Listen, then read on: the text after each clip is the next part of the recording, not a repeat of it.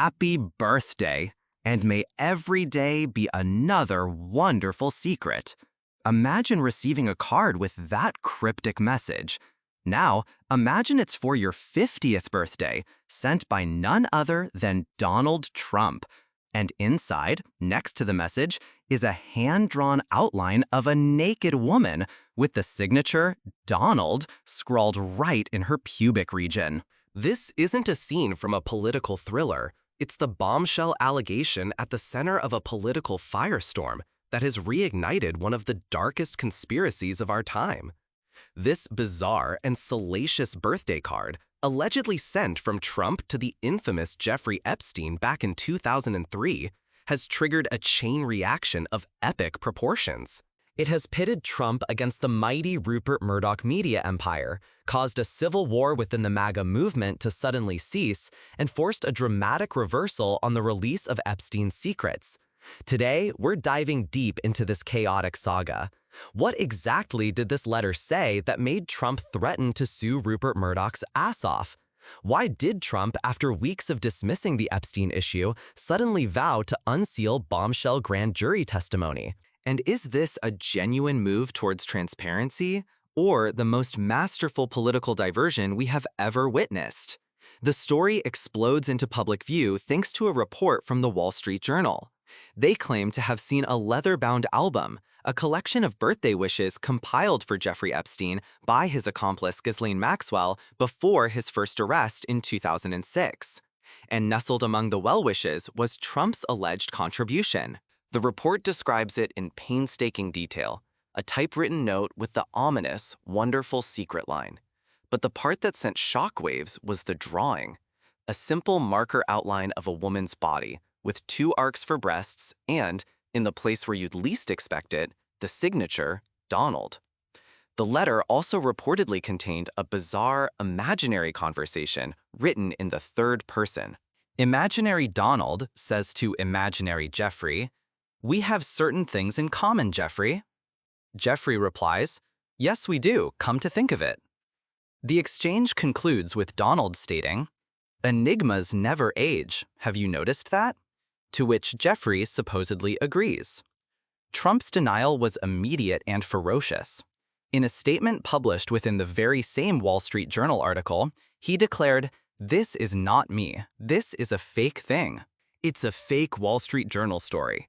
I never wrote a picture in my life. I don't draw pictures of women. It's not my language. It's not my words." A categorical denial. Except for one small detail. The claim that he's never wrote a picture in his life is demonstrably false. Multiple sketches he made of New York City landmarks, dating as far back as 2004, are readily available online for anyone to see. This small contradiction immediately threw fuel on the fire of speculation. Within hours of the story breaking, Trump didn't just deny it, he went scorched earth.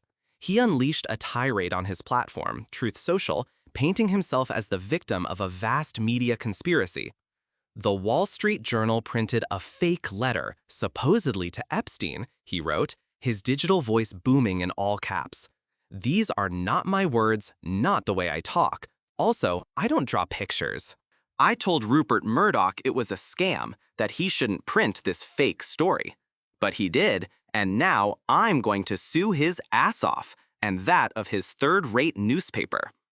He claimed to have personally called not only the editor of the journal, Emma Tucker, but the 93-year-old media titan Rupert Murdoch himself, to warn them.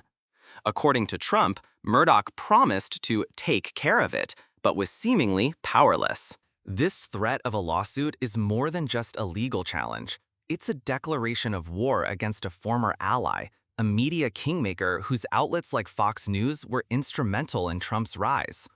Trump painted a picture of a rogue editor, claiming Emma Tucker did not want to hear that the letter was a fake. He called the once great newspaper a disgusting and filthy rag, driven by desperation to remain relevant. The fury was palpable. But then, something shifted. In the midst of this defensive rage, Trump executed a stunning political pivot.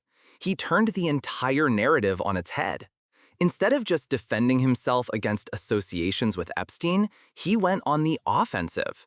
He declared that the entire Epstein saga was a hoax perpetuated by Democrats, and in a move that no one saw coming, he called on his hand-picked Attorney General, Pam Bondi, to release any and all grand jury testimony about Epstein's crimes. This was the bombshell. For weeks, Trump had been on the receiving end of a growing MAGA mutiny, precisely over his perceived inaction on the Epstein files. He had even lashed out at his own supporters who believed in what he called the Epstein hoax, branding them weaklings who had fallen for Democrat lies and insisting he doesn't want their support anymore. It was a major schism in his base. His Attorney General, Pam Bondi, was at the center of their fury. Back in February, in what many now see as an infamous stunt, Bondi had presented MAGA influencers with binders dramatically labeled Phase 1 of the Epstein release. The influencers, expecting bombshells, were furious to find they just contained previously published public information. The letdown was immense. Bondi had assured them then that the real client list was on her desk to be reviewed, hinting at imminent, earth-shattering revelations. But then, just last week, she did a complete 180. She backtracked, insisting the highly sought-after client list doesn't exist. To add insult to injury for the conspiracy-minded, she flatly stated that Epstein had killed himself in jail and there was no evidence of murder. The MAGA base felt betrayed. The lack of new information sparked a full-blown mutiny, with calls for Bondi's resignation echoing across social media. An absolutely stunning reversal. If you think this political theater is as wild as we do, hit that like button so we know to make more content like this, and then, in a flash, the Wall Street Journal story changed everything. Trump's call to unseal the testimony was the perfect antidote to the MAGA rebellion. Pam Bondi's response was instantaneous and perfectly synchronized. President Trump, we are ready to move the court tomorrow to unseal the grand jury transcripts, she posted, a public display of loyalty and immediate action. The effect was electric. The very same MAGA influencers who had been savaging Trump and Bondi just days earlier were now falling over themselves to praise him. Riley Gaines, the activist swimmer who had been outraged at Trump for dismissing the Epstein case, writing, "Why on earth is he doing this?" was among the first to celebrate.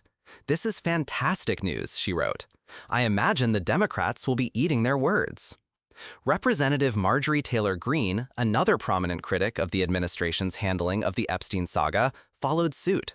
This is the right course of action. Thank you, Pam Bondi and President Donald Trump. She added a jab at the opposition. If President Trump was guilty of anything regarding Jeffrey Epstein, Democrats would have used it against him the past 4 years. Democrats, spare us your fake outrage.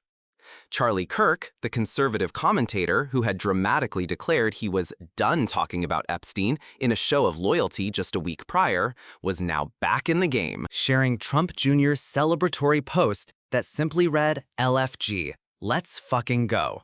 Kirk added, "Major move, let's go." For media figure Benny Johnson, it was a clear victory for the MAGA base that had demanded action. In one strategic move, prompted by an embarrassing personal allegation, Trump had quelled a rebellion and re-galvanized his entire movement. But as the MAGA world celebrated, a cloud of skepticism began to form. Critics immediately pointed out that what Trump was proposing to release, the grand jury testimony, is likely just a small, carefully selected portion of the vast trove of files that may exist on Epstein's crimes and his network. Grand jury proceedings are secret by law to protect witnesses and the accused. Releasing transcripts is a highly unusual step and would likely involve a legal battle and heavy redactions. Was this just another tactic? A way to release something, anything, to placate his base while keeping the truly damaging information under wraps? The division and suspicion, even among his allies, lingered just beneath the surface of the celebration. This leads us to another major player in this drama, Elon Musk. Musk has been one of the loudest and most influential voices demanding the full release of the Epstein files. He had turned on Trump and Bondi over their inaction, describing Bondi's earlier comments as the final straw and publicly unfollowing her on X. On July 8th, he had pointedly asked, How can people be expected to have faith in Trump if he won't release the Epstein files?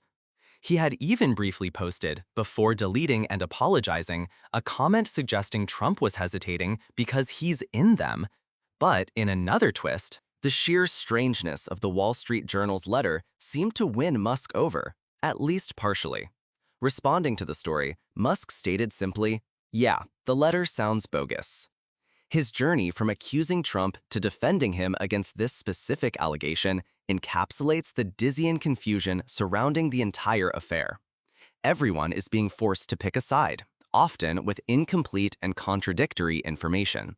So where does this leave us? We have a former president threatening to sue one of the world's most powerful media moguls over a crude drawing on a birthday card. We have that same president performing a spectacular flip-flop on a major conspiracy theory, a move that instantly transforms his most vocal critics back into his most ardent cheerleaders. We have an attorney general who, in the space of a week, went from saying a key piece of evidence doesn't exist to being ready to move the court tomorrow to release secret testimony. And we have a chorus of supporters celebrating a promised release of information, even as critics warn it might be a carefully orchestrated illusion of transparency. The central questions remain unanswered. What is Trump's real motivation? Is he genuinely trying to expose a dark conspiracy to spite the media he believes is persecuting him? Or is this a calculated gambit to control the narrative, releasing just enough to satisfy his base while deflecting from a potentially damaging personal story? The speed of the reversal, the perfectly timed announcements, and the history of using releases of information that turn out to be nothing new all suggest a highly sophisticated political operation at play. The board is set, the pieces are moving, but the game is far from over. Make sure you're subscribed and have notifications on because you won't want to miss how this incredible story unfolds. The promise of unsealed grand jury testimony hangs in the air, but what it will actually reveal and what it will continue to conceal is the billion-dollar question at the heart of this modern political saga. The ghost of Jeffrey Epstein continues to haunt the highest levels of power, and it seems this story has many more secrets yet to be told. The entire episode showcases the volatile and unpredictable nature of modern politics, where a single news report, no matter how bizarre, can trigger seismic shifts in alliances and strategies.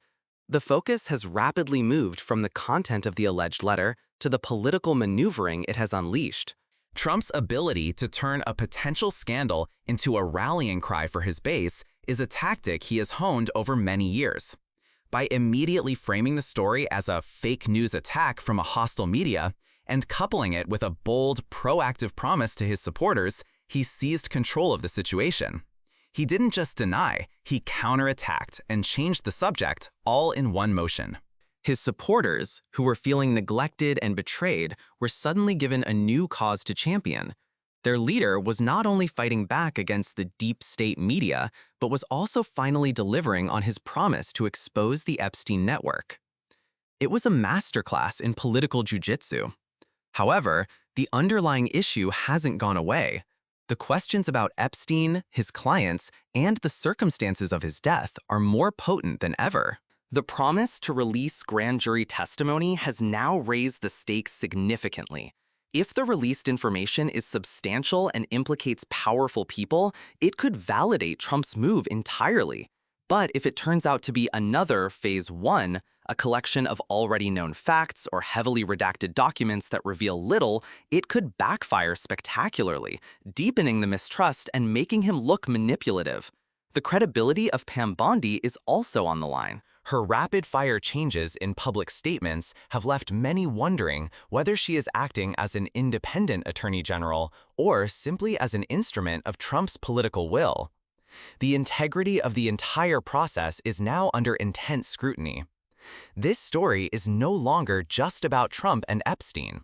It's about the weaponization of information, the erosion of trust in institutions like the media and the justice system, and the powerful sway of personality and political narrative over facts and evidence.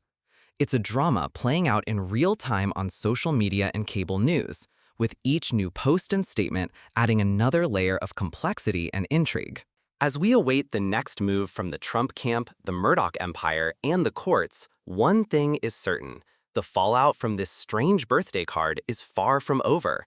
It has opened a new, unpredictable chapter in a story that continues to captivate and disturb the nation, a story where the line between truth, hoax, and political strategy is blurrier than ever. It underscores a fundamental dynamic of the current political landscape. The battle is often not over the facts themselves, but over who gets to frame them.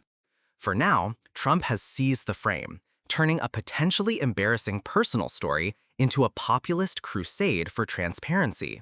The world watches to see if it's a genuine crusade or just a magnificent